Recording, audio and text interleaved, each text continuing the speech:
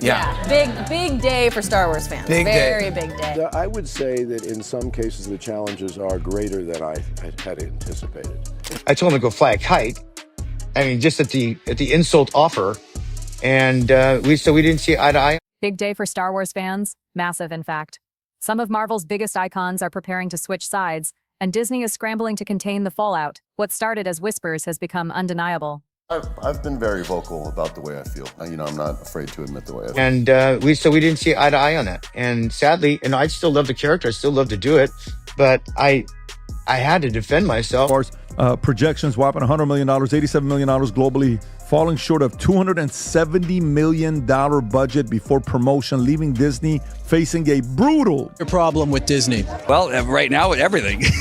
I thought, as a parent, I had kids that I would be able to put in front of the television watching a Disney movie while I was doing some work or while I was doing something else. And I thought, they're perfectly safe with Disney movies. Come to find out, they're not safe. Two of the MCU's founding Avengers are walking away, and the resulting legal battle could shake Disney to its core. The rebellion has begun. It's Avengers versus the mouse. For years, Disney projected an image of unity, heroes smiling, cast members hugging, all wrapped in happily ever after branding. But behind closed doors, resentment has been brewing. And now, with a staggering $700 million Star Wars contract on the table, cracks in Marvel's empire have split wide open.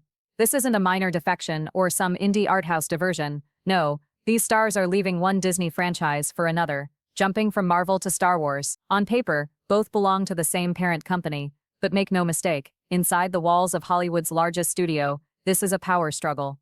Asked me to do a season 2, and they offered me half the money. I'm like, wow, it's going to take me twice the amount of work for half the amount of money. And so 8 months of my time, essentially, and to do it for half the amount. I'm like, I'm sorry. Why? Did you think I'm only half the Jeremy? Because I got ran. Stock in 2015 was about $100.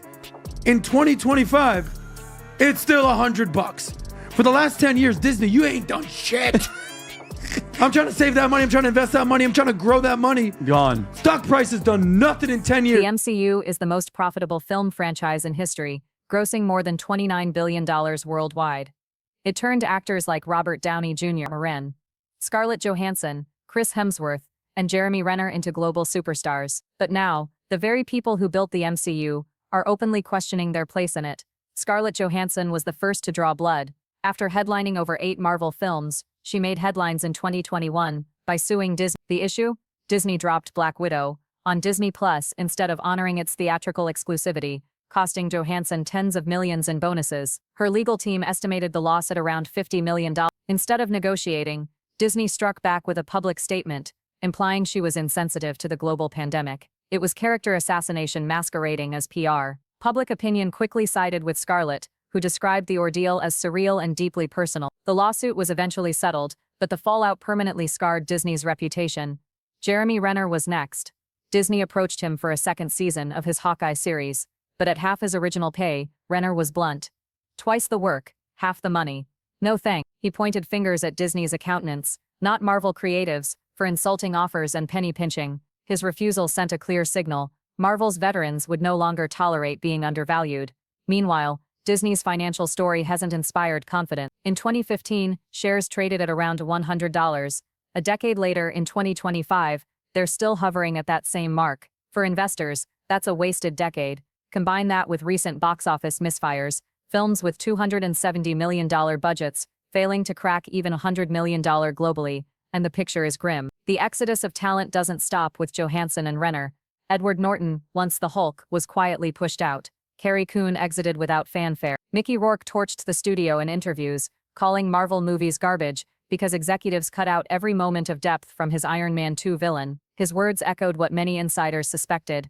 Disney didn't want layered characters. They wanted merchandise-ready archetypes. This isn't simply about actors chasing bigger paychecks.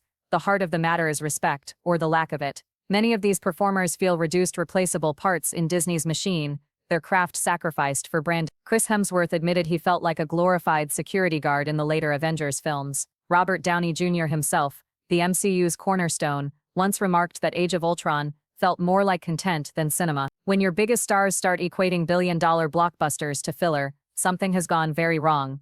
The tipping point came with Disney's aggressive pivot to streaming during the pandemic. While theaters were closed, Disney Plus thrived, but actor contracts were built around theatrical revenue, meaning bonuses tied to box office receipts evaporated. Johansson lawyered up, but many others simply swallowed the losses.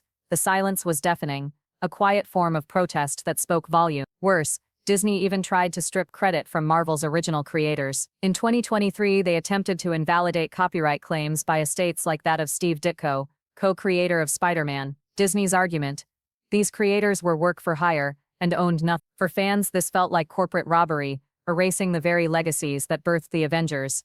Even marketing tactics began to reflect desperation. When Thunderbolts underperformed, Disney literally rebranded it overnight as New Avengers, swapping posters and promos mid-release. To audiences, it was misleading. To industry insiders, it was manipulation.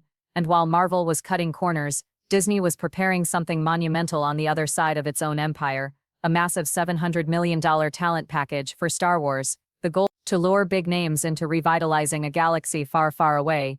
Actors like Brie Larson, Sebastian Stan, Tom Holland, and Elizabeth Olsen have all spoken candidly about their childhood love for Star Wars. Larson even joked in an interview that she'd pee her pants if offered a role in that universe. These aren't casual comments, they're signals of shifting loyalty. Johansson's lawsuit was more than a spark, it was a warning shot. Her battle exposed Disney's corporate coldness toward the very people who made Marvel thrive. When stars feel like their characters are reduced to cannon fodder, or their creative input erased in editing rooms, resentment festers. The rebellion is here, not one of capes and supervillains, but of contracts, boardrooms, and quiet refusals. Avengers are leaving, not to vanish, but to cross over to Star Wars. And for Disney, this isn't a victory, it's a civil war playing out within its own kingdom. The Avengers aren't just whispering about Star Wars anymore, they're stepping directly into it. The only question left is, will Disney even allow it? The so-called $700 million Star Wars deal has already been nicknamed the contract that broke the MCU. And for good reason. The agreement was signed in near total secrecy. A handful of executives in a locked room, non-disclosure agreements stacked as high as the contracts themselves. But the details leaked anyway, and when Disney higher-ups saw who had signed on, panic spread through the company like wildfire. What looked at first like a small crossover turned out to be something far more devastating. A direct raid on Marvel's core talent. These weren't cameos, they weren't one-off guest appearances. These were full defections, locked in for an entire trilogy that was meant to reset Star Wars from the ground up. The leaked documents paint a brutal picture. This wasn't just another sci-fi saga, this was a recruitment operation designed to pull Marvel's brightest stars away, permanently. 3 of Marvel's leading actors, still under contract, were quietly approached with offers that most Hollywood insiders are calling once-in-a-generation. Multi-film commitments, executive producer credits, creative control that Marvel never even entertained, and most dangerous of all, clauses that would release them from all further obligations to the MCU. The initiative had a name: the Skywalker Renewal. On paper, it was supposed to be a respectful continuation of the old expanded universe, a way to echo the Skywalker legacy without being trapped by it. But behind closed doors, insiders admit it was more of a Trojan horse, a total reset, one that would use recognizable Marvel names to relaunch Star Wars as the cultural epicenter of Disney's empire. Who were the chosen 3? Brie Larson, Sebastian Stan, and Chris Pratt. Each was approached separately, and each was made an offer that Marvel simply couldn't match. Larson reportedly secured a multi-picture deal worth $15 million up front, plus a percentage of net profits, the kind of bonus structure Marvel actors had been begging for since Phase 1. Sebastian Stan not only signed on for $80 million, but was also handed a co-executive producer credit for the first installment, with an option to direct the trilogy's finale.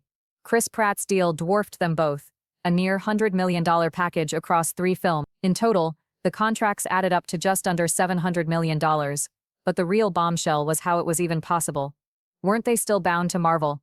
The answer came from a buried clause in a 2019 contract revision, tucked in after Endgame. It allowed Marvel actors to take roles in other Disney properties if the financial upside exceeded their existing obligations, provided Marvel didn't have immediate shooting dates. In other words, if Star Wars outbid Marvel and schedules didn't overlap, the actors could legally walk, and that's exactly what happened. The fallout inside Disney was immediate. Kevin Feige's team reportedly wasn't told until the ink was dry. According to multiple insiders, the order came directly from Bob Iger's office, desperate to revive Star Wars theatrically after the disappointing returns of The Rise of Skywalker and a string of canceled spin-offs. Feige and his creative team were left scrambling, forced to restructure Phase 5 without some of its most bankable stars. Imagine being a Marvel executive and watching your actors get scanned in Skywalker robes on the same sets used for Avengers reshoots. That's not just competition. And the actors themselves aren't hiding their excitement. Sebastian Stan has long been compared to a young Luke Skywalker. Even Mark Hamill himself has playfully acknowledged it. Brie Larson has been outspoken for years about her love of Star Wars, admitting she auditioned multiple times for roles in the sequels. Chris Pratt has leaned into the idea of playing a rebel leader, openly joking in interviews about trading one galaxy for another. Anthony Mackie flaunts his Mandalorian memorabilia like family heirlooms. Tom Holland, once indifferent to the saga, now openly campaigns to join. Meanwhile, the fan reaction has been explosive. When early concept art leaked, showing a mysterious female Jedi bearing a resemblance to Larson wielding a dual-phase saber, online forums erupted, fan petitions exploded, demanding Disney make it canon. Stan as Luke, Larson as a new Jedi Master, Pratt leading a rebel faction, the internet lit up with speculation and support. For the first time in years, Star Wars had genuine buzz. But with that excitement comes chaos. Marvel projects have been delayed, rewritten, even shelved outright. Scripts are being torn apart, as actors once meant to lead Phase 6 quietly vanish from the slate. The so-called Young Avengers project, silent. Rumored solo outings, pulled. Writers have been forced to scramble for replacements, while Lucasfilm charges ahead with full theatrical campaign. And Disney's larger problems aren't going away. The box office has turned into a graveyard. Tentpoles that once guaranteed $1 billion are now bleeding red ink. Snow White opened to an anemic $43 million on a 20. Other recent films have cratered overseas, some not even crossing $100 million worldwide. Add to that streaming churn, falling park attendance, and investors furious that Disney stock has been stagnant for a decade. The company looks less like a fortress and more like a sinking ship. Critics blame wokeness, others point to creative exhaustion, but the result is the same. Audiences are walking away. And while Marvel is left patching leaks, Lucasfilm is gearing up to relaunch with the very actors that once made the MCU untouchable. It's not just a business shift, it's a cultural migration, and if Disney can't stop the bleeding, the empire built on Marvel might end up being replaced by the very galaxy far, far away that it already owns. The rebellion isn't at the gates anymore, it's inside the castle. The boardroom at Disney is no longer just tense, it's fractured. Investors, worn down by years of missed targets and underwhelming box office returns, are openly demanding change at the top. And in the cultural conversation outside those walls, one headline has already taken root. The real Avengers have left Disney. But what if this isn't abandonment? What if it's salvation? What if this so-called betrayal is actually a rescue mission? Because there's one thing Disney cannot replicate with its AI, cannot engineer with its contracts, cannot reboot no matter how many multiverses it writes into existence: legacy. And that's where the empire begins to crack. Back in 2023 and 2024, something seismic stirred beneath Marvel's carefully constructed facade. The families of the original creators, Steve Ditko, Don Heck, Gene Colan, the architects of Spider-Man, Iron Man, Black Widow, rose up. They didn't want just financial scraps. They wanted recognition. They wanted their fathers, brothers, uncles to be acknowledged, not as faceless employees, but as the beating heart of the mythology Disney profited from. Disney's lawyers fought viciously, painting the creators as work for hire. But the outrage was swift. Public sentiment turned. Scarlett Johansson publicly sided with the families. Edward Norton lent his voice. Even Carrie Coon, a supporting player in Marvel's sprawling tapestry, spoke up. Out of this storm came something new. The Creator Coalition. And they weren't just suing for money. They were making it clear, if Disney won't respect the past, then the future won't belong to it either. The result? Settlements. Public apologies. Checks signed not only with dollar amounts, but with overdue recognition. Spider-Man's co-creator Steve Ditko finally honored. These weren't just payouts, they were confessions. They were Disney blinking. And while this was happening, something else became undeniable. When Brie Larson, Chris Pratt, and Sebastian Stan crossed over to Lucasfilm, they weren't simply switching franchises, they were declaring independence. This wasn't just an escape from Marvel, it was the beginning of a movement. Inside the industry, it now has a name: the Exodus. Agents are whispering. Meetings with Lucasfilm, DC, indie houses. More actors quietly preparing to follow the path out of Marvel's assembly line. And for Disney, the danger isn't just the contracts walking out the door, it's the credibility collapse. Fans are watching, and they're angry. Those who once slept outside theaters for Infinity War premieres are now turning their backs. Hashtags like Jim Free the Avengers and Star Wars Save Cinema trend across TikTok and X. The illusion has shattered. Scarlett Johansson's $50 million lawsuit over Black Widow cracked the facade. Jeremy Renner rejecting Marvel's loyalty discount after his accident made it worse. Robert Downey Jr., the face of the MCU, dismissed Marvel's later phases as not cinema. Every quote was another blow. And then came the Tower of Terror deal. Johansson, once in open war with Disney, returned but only to produce a theme park film. Nowhere near Marvel. Nowhere near Natasha Romanoff. Sad and disappointed, she said about her lawsuit. But mostly said, translation, I'll take the check, but I'll never wear the suit again. Meanwhile, Carrie Coon, once Proxima Midnight, vanished quietly, walking away without scandal or headlines. Her reason, not enough pay, not enough character depth. And now, she's rumored to be developing a political sci-fi series for Hulu. She left the Marvel machine for storytelling freedom. And here's the most chilling revelation. Leaked Disney memos revealed a post-Avengers plan that doesn't just deprioritize actors, it erases them. IP over personality. Translation. You don't matter. The costume does. Disney has already scanned Elizabeth Olsen and Paul Bettany under what it calls legacy continuity insurance. What it means, AI can recreate them long after they quit or die, and the fans note merchandise sales for post-Endgame heroes fell 37%. Avengers Campus, once a crown jewel attraction, is emptying out. Meanwhile, Star Wars' Galaxy's Edge thrives. Multi-hour lines still snake through the park. Marvel was supposed to be Disney's miracle. Instead, it has become the cage its actors are desperate to escape. And the irony, Kathleen Kennedy, the Lucasfilm executive long ridiculed for mishandling the sequel trilogy, is now being hailed as the savior. Because under her watch, this new Star Wars saga isn't recasting old legends or digitally resurrecting them. She's hiring real stars, giving them creative say, and letting them carry a galaxy forward. Even Tom Hiddleston, Marvel's beloved Loki, praised her in an interview. The most precise producer I've ever worked with. Others chimed in more bluntly. Chris Hemsworth admitted he felt like a security guard during his last Marvel outing. Elizabeth Olsen confessed Marvel was a machine, and I'm just a cog.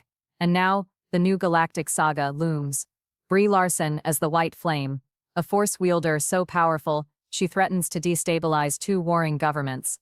Chris Pratt as Solace Vane, a rogue with ties to Mandalore, and Sebastian Stan, not as Luke Skywalker, but as Marcos, a cloned Jedi experiment, haunted by memories he cannot prove are real.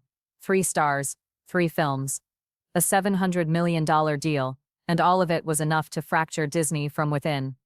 Marvel's roadmap, paused, shows, shelved, writers, scrambling. Bob Iger, cornered by collapsing profits and furious shareholders, is cleaning house, and the box office disasters, Snow White, chief among them, have only sharpened the knives. Because this wasn't just an actor walkout, this was a rebellion. Marvel became a beautiful prison. Now the actors are tearing down the walls. Fans see it too. They're no longer cheering for Marvel trailers. They're cheering for the people breaking free of them. The Avengers weren't just heroes on screen, off screen. They were workers, exploited, underpaid, recast when inconvenient. And now they're done playing along. The exodus is complete. Some will join Star Wars. Some will vanish into indie projects. Some may one day return. But the truth is set. The Avengers as we knew them are gone. And Disney can't bring them back. Because the suits and scripts don't make legend. People do. And those people are boarding lifeboats. Not for Warner Brothers. Not for Netflix. For a galaxy far, far away.